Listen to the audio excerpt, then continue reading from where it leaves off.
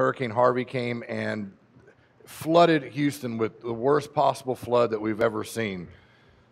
Now, I've lived in Spring, Texas pretty much all my life, was born and raised there. One more time as they make their way. Let's give our kids a big hand clap because they're awesome. Our kids are awesome. Look at all those kids. That's good. It's awesome. Thank you, Kenny. That was next on my list. So last week, we talked about how the worst possible scenarios at times in our life can bring out the best of us if we allow them to. There's a lot of times where the worst scenarios in our life bring out the worst of people, but when we're a child of the Lord, whenever we have Him when we have a consistent relationship with God, we are able to do things in situations that maybe normal or average people can't do that don't know the Lord. And that is look beyond how bad a situation is and become the best person that we could possibly be. We've seen this time and time again through the news, through the coverage of Harvey. So we're going to take this kind of to another level today, and we're going to be reading for the next 3 weeks out of characters in the Old Testament. This week we're going to be in the book of Hosea. I think next week we're going to be in the book of Jeremiah. A couple of different books that we haven't looked at in a long time, and we're going to look at some of the worst possible things that are happening. But before we get this started, I want to ask you just a kind of a question. Where are you the most comfortable? Where are you the most comfortable? Is it at home? Okay, most of the time, yes. But I want you to get a little bit more specific. I don't want you to think of just the house.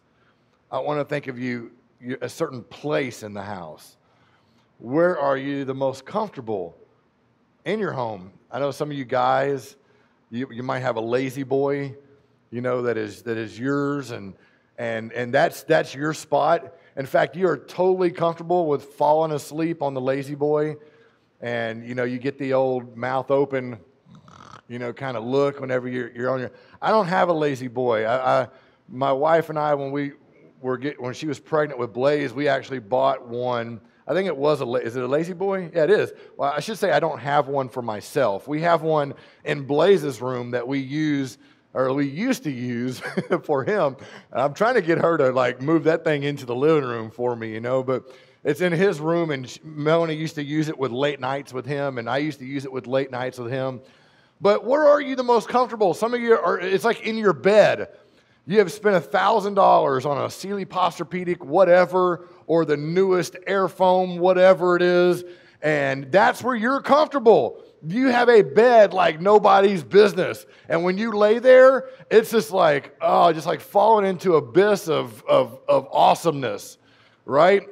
We've had the same bed for 20 years, and I've been trying to get my wife to say, I haven't tried to get her, but we've been talking about. You're like, what? You've been trying to get me. We've been talking about getting a new mattress, and we know how expensive they are, but they have all these newer mattresses that cost less and that are made out of different materials now. But here about a year and a half ago, we went in and to try to mask the problem of feeling springs on our bed, we bought a 2-inch, I should say maybe 1.5 to 2-inch piece of foam to go over the top of our bed, and it's pretty comfortable, man. It masks it pretty well, and that to me is my comfortable spot in the bed. It is awesome. And the thing is that it's really awesome to get comfortable.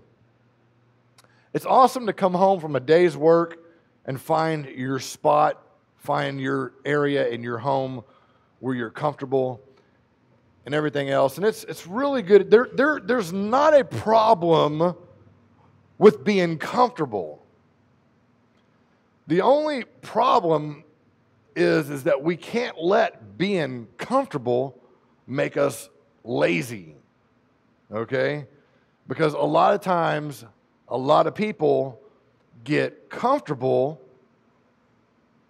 and then they get comfortable with being comfortable, and they get lazy.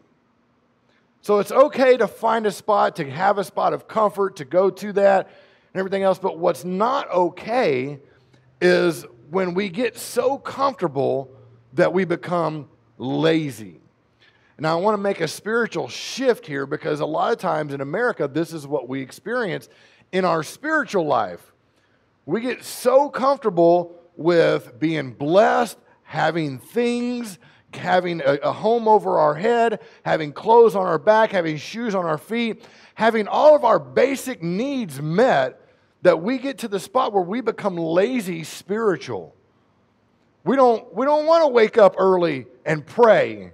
We don't want to, go out of our way to talk to our co-worker who is struggling with whatever. We would just rather be comfortable in our own cubicle or whatever, or in our own spot, and avoid that awkward conversation. So a lot of times what happens in our lives spiritually is we become so comfortable because we're so blessed that we just become spiritually lazy. Amen, Pastor Steve. That happens. It happens to me. So I know it happens to you. And the story that we're going to read today is we're going to kind of take almost the entire first chapter of Hosea with a part of the second chapter, which will pretty much explain the entire book of Hosea. And we're going to kind of break this down a little bit. We're going to learn about an entire nation who was so blessed and so comfortable that they became lazy, and that they began doing things that really made God kind of mad at them. Now listen, some of you have heard this term before. Have you ever heard that God is a jealous God? Have you ever heard that term before? Some of you have heard that term before. God is a jealous God. But when you read the book of Hosea, it takes that term to a whole nother level. All right? It's an interesting thing that begins to transpire in the book of Hosea. So let's just start off with chapter 1, verse 1. And it says that the word of the Lord came to Hosea, son of Beeri, during the reign of Uzziah, Jotham, Ahaz, and Hezekiah, kings of Judah, and during the reign of Jeroboam, son of Jehoash, king of Israel. Now, this is significant because what it did by pointing out all these different kings of Judah and Israel is it gave us a time span to look into. It's just like if I were to tell you during the time when Melanie and I were childless, this stuff happened. You could relate to that period because we had a lot more time on our hands, okay? So before we had Blaze, it was a period of time where we had a lot more time on our hands and things were happening. What this is doing is it's relating to a group of kings, the kings of Judah and the kings of Israel, that were kings that God used, that had communion with God, and it represents a period of time where God worked through these kings to accomplish certain things through Judah and through Israel. And then it also represents a time span that comes to an end. Okay, because after these kings is when there is a time span that comes to an end where God's, I wouldn't say his presence, but I would say his blessings are kind of removed from Israel, and they experience what it's like to kind of be exiled from their homeland and so on and so on. So it's important that you know that this represents a kind of a timeline here and a time span. These were groups of kings that were used by God, and it indicated an end of an era. So we continue in verse 2. It says, when the Lord began to speak through Hosea, the Lord said to him, go and marry. I hope that they have the right version up this week. Marry a promiscuous woman. Everybody say promiscuous. It's not a good word to repeat in church, but it's important for the context here. Go and marry a promiscuous woman The King James version I want to point out says a woman who's a whoredom. The New Living Translation calls this woman a prostitute, just to give you a little bit more context here, and have children with her. For like an adulterous wife, this land is guilty of unfaithfulness to the Lord. Now, there are moments in history where God chooses a person, like Job, for instance, and like a lot of the different prophets, to live out a scenario so that the nation of Israel could understand what's going on through the life of that prophet. And what it does is it gives more depth to future references. Like, we can look back now, we can see the things that Job went through, we can see the things that Hosea went through, and it gives it a little bit more depth that this just wasn't something told to a group of people, that a man named Job and a man named Hosea actually lived through this scenario here. So just to kind of recap, God is asking Hosea, this isn't something that is a metaphor. This literally happened. God is asking Hosea to go and marry a prostitute woman. It doesn't indicate that she's a prostitute when he married her, but one of the things that this indicates is the nature of this woman. She is unfaithful to her husband Hosea. So God is asking Hosea to go and marry a woman that is either at the time being or will be unfaithful to him. And he's asking him to do this because there's an overarching message that's going on, and that is that Israel herself, a nation that God said was his, a nation that God has referred to as his bride, as like his wife, the symbolism here, has been unfaithful. And then he goes on and he says in verse 3, so he married this woman named Gomer, daughter of Dilam, and she conceived and bore him a son.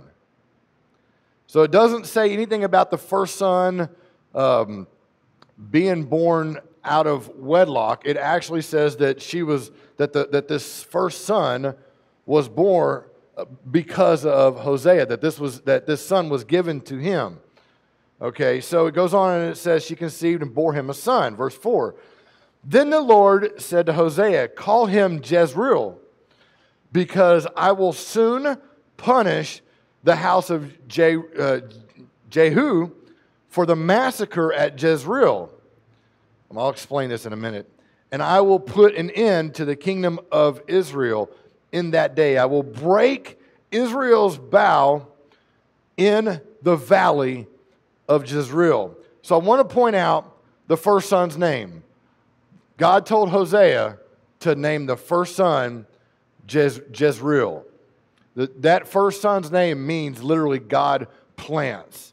God sows, God plants. There's a lot of, because of the names of these children that you're going to see, they have a lot of significance in the message that God is sending to Israel. Okay, so the first son's name is Jezreel. It means God sows or God plants. Now, the purpose of the name of this son and the significance of this first son was that God was about to strip away Israel's security. Okay, for years before this, Israel had benefited not only from the blessings of knowing God as their God and all the things that came with it, but they had benefited because they had been secure. They had witnessed their kings be successful in battle and that win several battles before this. But now what they're about to witness is they're about to witness their security being stripped from them. And God uses this first son as a way to identify this about to happen. In fact, it said in here that there was a massacre at Jezreel. There's if you want to turn, I'm not going to read it all, but 2 Kings chapter 10 for later reference. 2 Kings chapter 10 is a awesome story about how this king Jehu was a king of Israel, and he reigned, and he had so many military advancements that he actually wrote a letter to Samaria at one time, a city that he did not reign, and he wrote a letter to Samaria and said, I want you to pick out your biggest and your baddest people, and I want you to have them meet me and a handful of my biggest and baddest people out in a field, and we're going to settle this, and whoever wins will rule over Samaria. And Samaria didn't want anything to do with this guy, King Jehu. Jehu. I want to make sure I get it right. Gehu. Jehu. That's actually the correct pronunciation. Jehu. They didn't want anything to do with Jehu. So they actually sent back him a letter and said, listen, we don't want anything. We've seen your military advancements. We've seen how powerful you are. We don't want anything to do with you. I tell you what, you send us a letter, you tell us what you want, and we'll do anything you want, and therefore you can have us as your city. You can reign over us. So King Jehu sent them a letter and said, I want you to take all the sons of Ahab. Ahab was a king during those days that was kind of an evil ruler. I want you to take all the sons of Ahab, which were 70, by the way. 70 sons lived in Samaria of this king Ahab. And I want you to behead them and send me their heads. So now it gets a little interesting. Some of you woke up right then. I saw y'all doing this number. Then I saw you do that. Wait a minute, they said behead him? Yeah, like Game of Thrones type stuff here, right? I want you to behead them. And so that's exactly what the people did in Samaria. They took all the descendants of Ahab, they cut off their head, they put them in baskets, and they mailed them to King Jehu. And King Jehu actually stacked, this is weird, he stacked their heads on both sides of the entrance of the city so that everybody can see them. Now that's some gross stuff, but this is stuff that happened back in those days. And so this king had all these people massacred at the city of Jezreel. And this was actually prophesied by the prophet Elijah that this was going to happen. So it wasn't a negative thing when it happened, but God was about to reverse this, okay? So even though Elijah prophesied that all the descendants of Ahab would be slaughtered, and it was followed through by King Jehu, and all their heads were cut off, and all their descendants were slaughtered, and this was actually a positive thing when it happened because it fulfilled the prophecy of Elijah. God was about to say, the security that you once had under these kings in the past are about to be stripped from you. And it's going to be stripped from you because you have gotten lazy.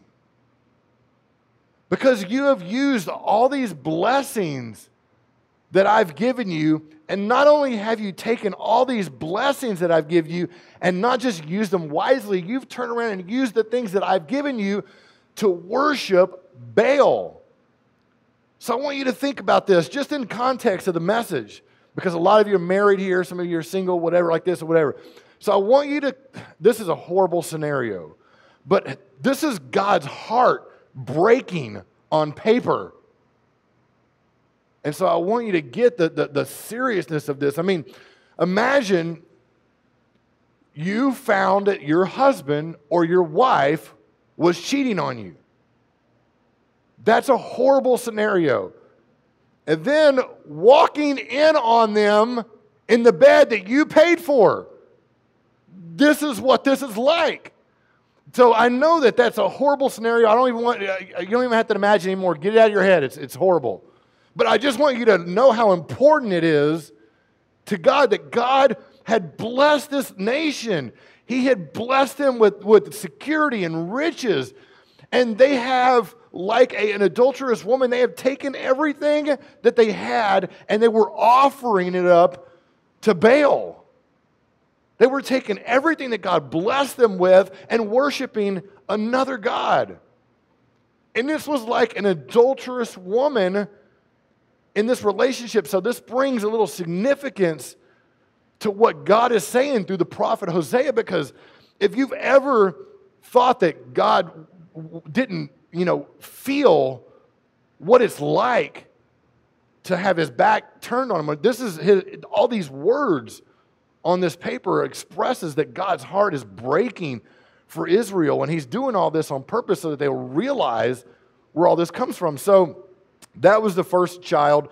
It goes on in verse 6, and it says, Gomer conceived again. Gomer was Hosea's wife, the prostitute. Gomer conceived again and gave birth to a daughter. Then the Lord said to Hosea, call him Lo, which is Lo is the negative connotation in the name. Later on, you see as God restores things, he takes the Lo part of the name out and just calls them by their name. But Lo is the negative part of the which means not, and Ruhama, Lo Rahama, and which basically means not loved. So this daughter is born, and God said to Hosea to call this daughter Lo Raham, which means not loved.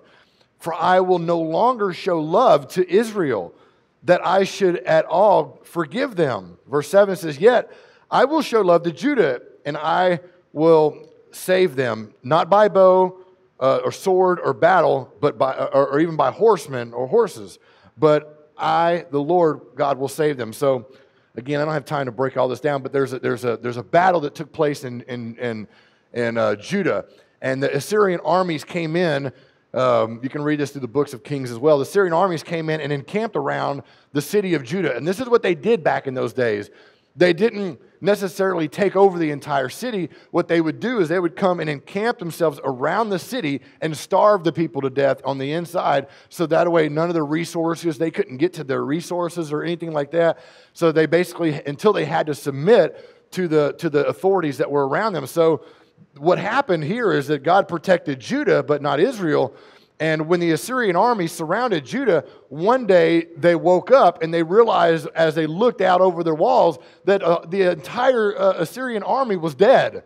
That overnight, God had a death angel come through the Assyrian army and wipe them all out to where they were dead. So God had protected them there, but he wasn't about to protect Israel anymore, because this was what God was saying through this daughter, that this daughter would be called not loved. And this was a symbol that Israel would, at least for a period of time, would know what it's like not to be loved by God, which is a strong message here. But just to kind of put it in context here, okay, my son, he has, we bought him this Amazon Fire. It's not, what is it? It's a Kindle. It's a Kindle. And it amazes me, he's not even 3 years old yet, but it amazes me how well he can use this thing.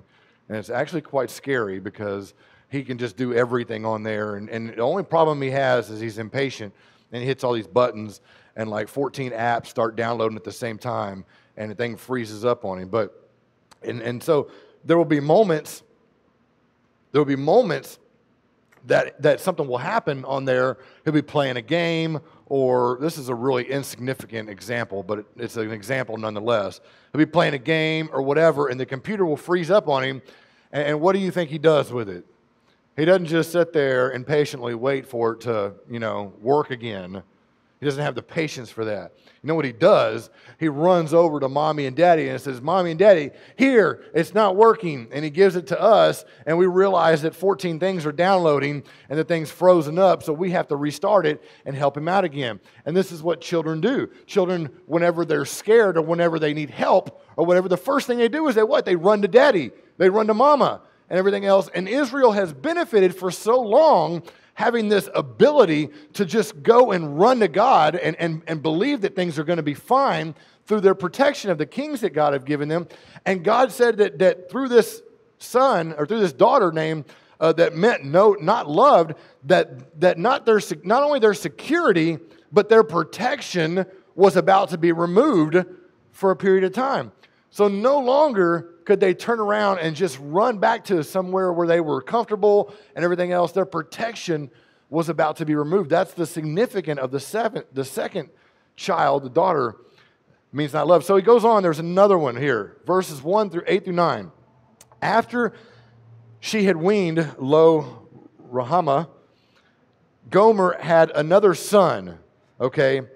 Then the Lord said, call him Lo Imah, which means not my people. Now, this son is actually a context meaning that this son was born from another man, okay?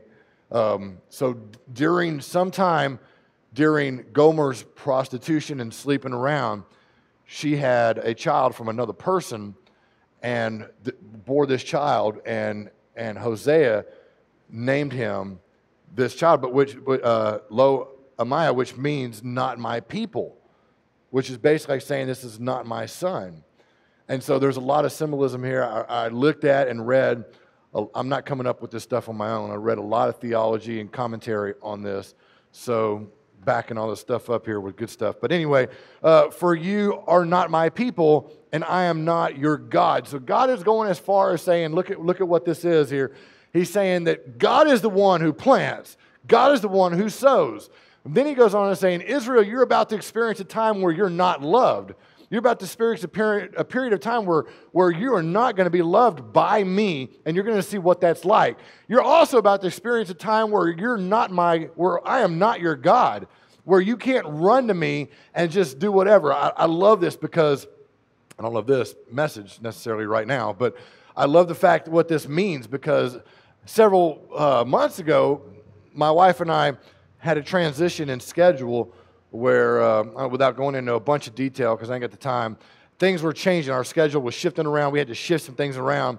And in order to make our schedule work, I wanted to find a daycare for Blaze. Just once a week, one day a week, I wanted to find daycare to Blaze. She fought me on it. She was like, I'm not going to take our son to daycare, everything else. I don't know, whatever. And I was like, okay, well, listen, here's the scenario. Somebody has to be with Blaze on this day. You handle it. And she handled it. She did a lot of research, found out a lot of different places, and she found a place over here in Conroe. It's a really good place. They even have webcams up in their schools and in their rooms where you can go online and you can watch your child there live. So there's accountability there. And I had to tell you that over the last couple of weeks, Blaze has actually been asking to go to day school. So, because like the whole week that Harvey came by, we were like locked up in the house, probably like some of you. You couldn't go anywhere, you couldn't do much. Much places weren't open. So we were just like locked in the house, and he was bored, so he was asking about going to day school. So I was like, oh, you want to go to day school? So this last week I took him to day school and dropped him off. And I tell you, man, guys, one of my favorite things is, so it used to be hard. It used to be like, I used to be like, okay, come on. He'd be like, no. And it was hard. But now I take him in there, and it's like I don't exist. He's like, boom, he just takes off and he starts playing with other kids.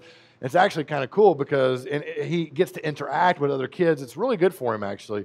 So, but my favorite thing is going to pick him up, all right, because all day long I've been studying. That's when he goes to day school so that I can study. And man, just whenever I walk in to grab my son out of day school, he could be doing whatever. He could be drawing on a whiteboard. The other day when I walked in there, he had a bottle full of like some loose change, and he was shaking it and laughing and playing with some other kids. He could be doing whatever. But the moment that he notices that I'm in the room, he drops everything and runs to me, Daddy, with arms wide open. And it is just so awesome. I'm telling you, it's just one of the greatest feelings as a father to have your son just run to you with arms wide open and desire to be with you like that. And this is what God said that he's about to strip from Israel. In fact, the third son, or the third child, which is a son, means that he's about to take away the resources. He's about to strip Israel away from the resources. He's about to make it to where their crops will no longer produce, and they can no longer depend on the resources that they once were able to depend to, because a father is a great resource to a child. So is a mother. And And with him saying that they're not loved, he's about to take the ability of them running to him away, at least for a period of time. And I want you to know why this is all happening. This seems like a very hard, cold message, at least to be talking about today. But I want you to understand what's going on here. Because on a smaller scale, I believe this happens in our lives as well. I don't think God no longer turns his back on people the way that he did here with Israel. But I believe there are moments in our life where God blesses us with things. He blesses us with time. He blesses us with a home and resources and just relationships that are great relationships. And what happens is we get lazy with those. We get comfortable in the fact that things are there. We can access people. We can talk to somebody. We can call them up. We can do this. We have the ability to pay our bills. We have all these things. At times we forget to realize where they all come from. Everything comes from the Lord. In fact, the Bible says that every good and perfect gift comes down from the Father of lights. All these great things that we get to enjoy, like Israel had, the security, the resources, and the benefit of walking and talking and being able to be blessed by God himself, we're about to be stripped from them. And look at what he says in chapter 2. The reason that this will happen in verse 4 is, I will show my love for her children. I'm talking about the children that Hosea had and Israel, representing Israel, because they are the children of adultery. In fact, he says, I will not show my love for her children because they are the children of adultery. Their mother has been unfaithful and has conceived them in disgrace. She said, this is what Gomer said, and this is a representation of exactly what Israel has done by worshiping false gods. I will go after my lovers who give me my food and my water. You get all this, the resources and everything that I'm comfortable with, my wool and my linen, my olive oil and my drink. And therefore, God says, I will block her path with thorns. In fact, I will make it hard for them to receive any more of these things that they are so accustomed to receiving by turning and worshiping Baal. I will wall her in so that she cannot find her way. I will make her like a lost person. Verse 6, she will chase after her lovers but not catch them. Israel will chase after these things but not catch them. She will look for them but not find them. Then, everybody say then. That's right.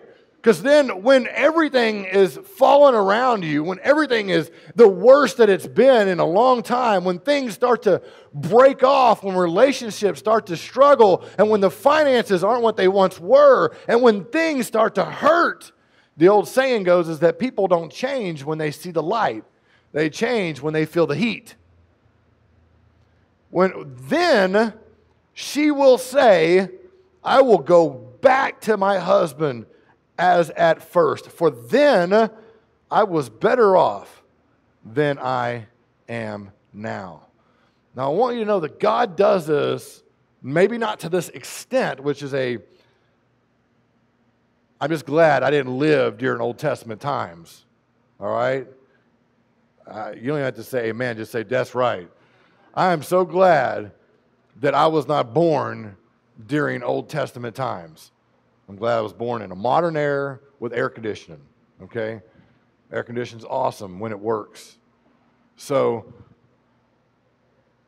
but I want you to know that on a smaller scale, God does this in our individual life, and He does this collectively as a nation.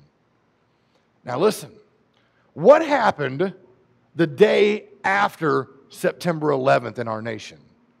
Do you remember that? Can you go back to when the towers fell? And what happened that night and what happened after the towers fell. As a nation, what did we do? We came together and we heard the president and Congress people and everybody say, pray for our nation. Pray. So there is calamity and worst case scenarios that happened at times. And it isn't that God picks out something and says, I'm going to destroy those towers and everything like this. But what happens is over a period of time as collective people, as a nation, we begin to turn and get comfortable and get lazy with things. And we forget to realize that God is the one, that we are one nation under God. And therefore, the protection that we once had and the protection that we once enjoyed, God may release his hand off of certain things and allow certain things to happen. And it's not like God's picking on us. These are laws. I want you to understand that whenever you go through hard times, it's not like God's pointing you out and saying, oh, you should have done that and blah, blah, blah. There are laws that are set into existence from the beginning of time. And when we begin to get comfortable and lazy and forget to recognize that God is the center of all of our resources and everything else, and we forget to pray, or we don't want to pray, or we don't want to take the time that it takes to do certain things, then what happens is that just because there are certain laws that are already shaped, that there are things that are lifted, the blessings at one time that we enjoyed begun to get lifted off of our life. Because we're not praying, and it's not like God's picking on you. It's not like God's picking on us. It's not like he's pointing out and saying, you're not, It's just that that's just the laws. It's just like if you drop something and gravity you're not picking on the ground. There's a law that says if you drop it, it's going to hit the ground. You're not mad at the ground.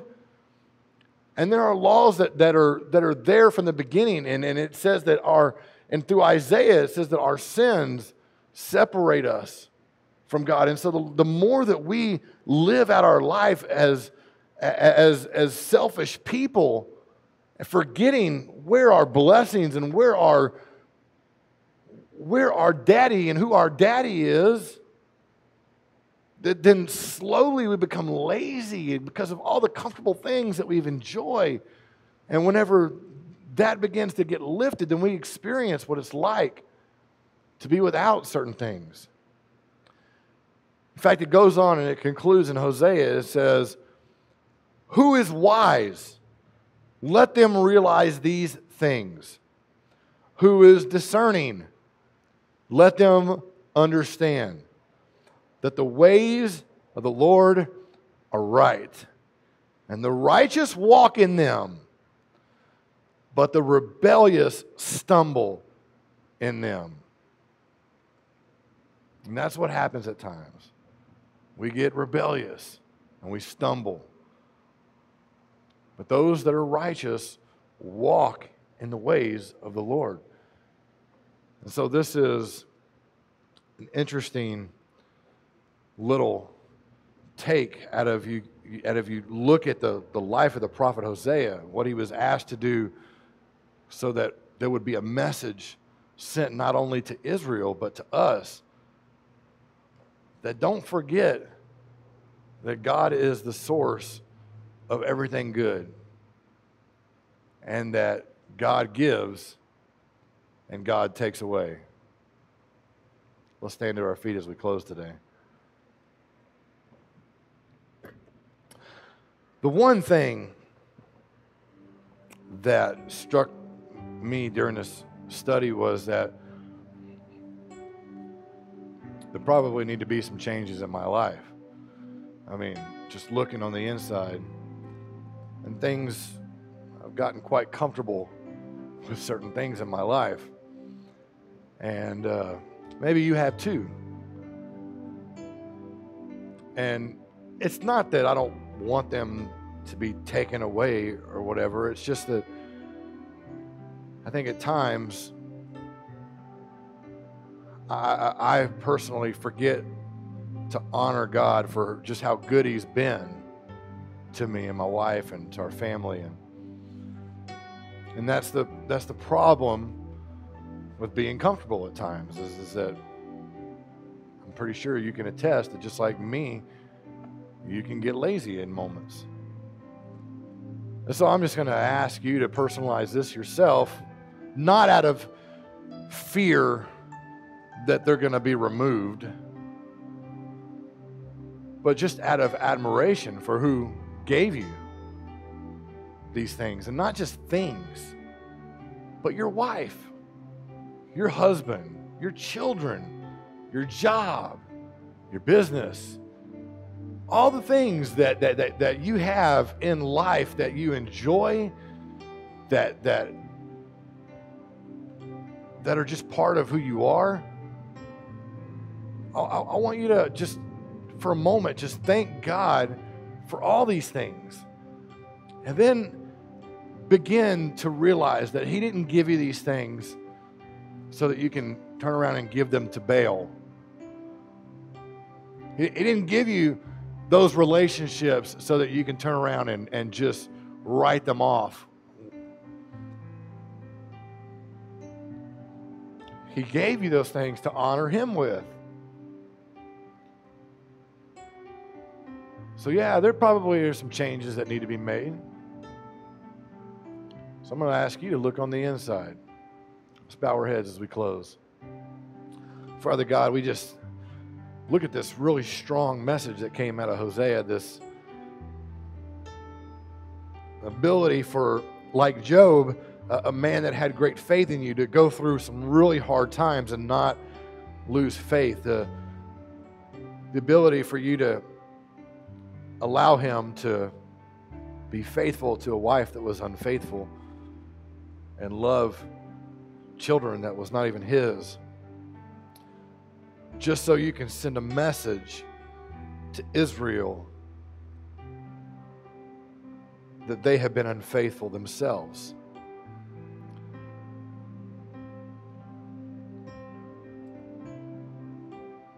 Let us be faithful people, God.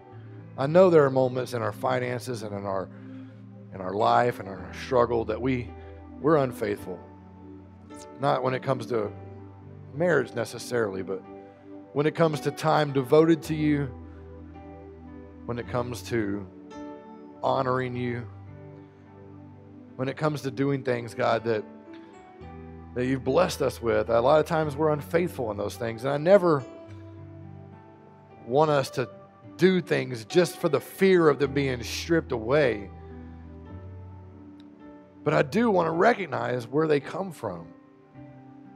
And there are times, even God, as a nation, and we've seen it through Harvey, God, we've seen people that may have been arguing and debating over politics and race and all this other stuff. We've seen people come together in the worst case scenario.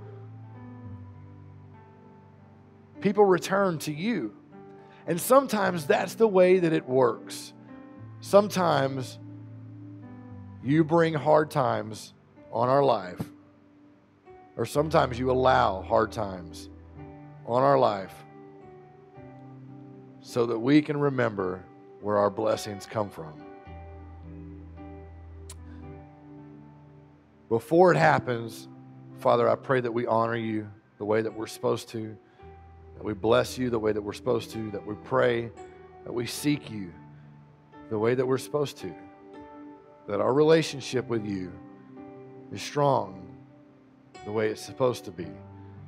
And I pray, God, that through a strong relationship with you, that you'll use us in our church, use us at work, use our finances, use the things that you've given us as blessing to bless you back and not give it to something that's meaningful or meaningless. It's a strong reminder of just where everything comes from. I pray, God, that you'd help us, remind us of this, sharpen our senses towards you. I pray, God, in this, I pray in Jesus' name. Amen. Amen. Give God a hand clap, church. That's right. He's a good God.